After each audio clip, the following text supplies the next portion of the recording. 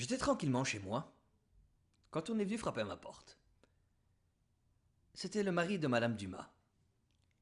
Il est cool, le mari de Madame Dumas.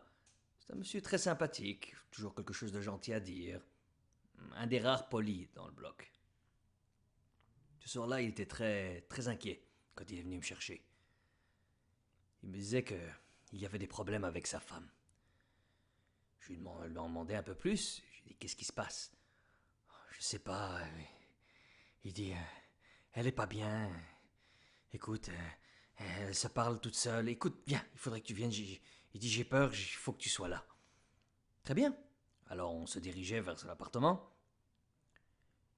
Une fois arrivé à l'appartement, il introduit la clé dans la serrure et je sens une grande tension. Il n'est vraiment pas bien.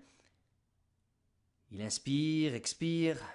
Je dis, est-ce que c'est si terrible que ça, monsieur? Je veux dire, c'est quoi qui se passe à l'intérieur? Et là, il me dit, tu vas voir, mais ça va vraiment pas bien. Il finit par ouvrir la porte. On se dirige à l'intérieur de l'appartement.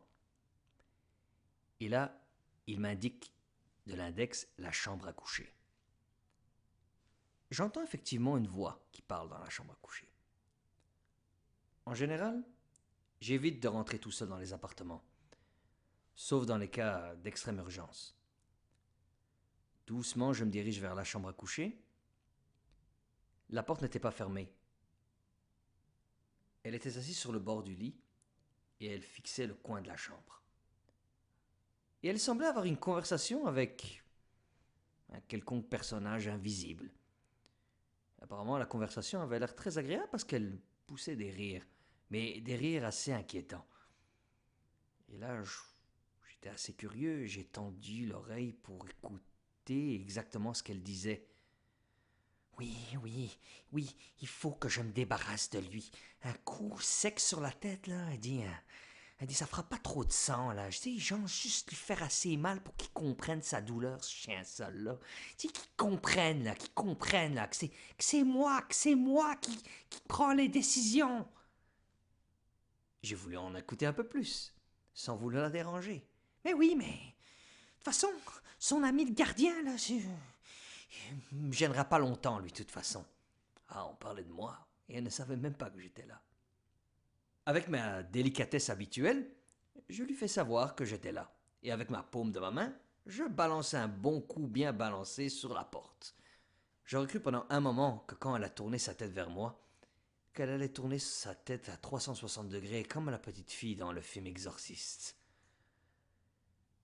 Elle s'est mise tout de suite debout, en criant comme un chien.